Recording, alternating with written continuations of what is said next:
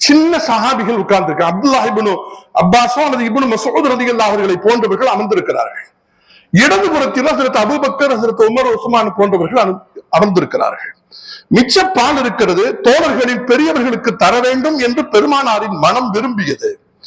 ஆனாலும் இங்கே முறை பின்பற்றப்பட வேண்டுமே என்று யோசிக்கிறார்கள். அப்படி யோசித்த பெருமான் ஸல்லல்லாஹு அலைஹி வஸல்லம் என்ன செய்தார்கள் தெரியுமா?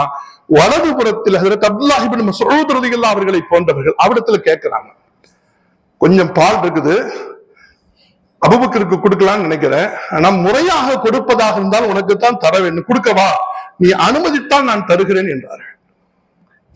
இந்த முறைகளை கவனியுங்கள். பெருமானார் நினைத்து அவர்கள் விரும்பிய ஆட்களுக்கு கொடுத்தால் எவரும் தடுக்கப் போவதில்லை, எவரும் தப்பாக நினைக்கப் போவதும் இல்லை. ஆனால் ஸல்லல்லாஹு அலைஹி வஸல்லம் என்ன செய்கிறார்கள் என்றால், ஒரு உரிமை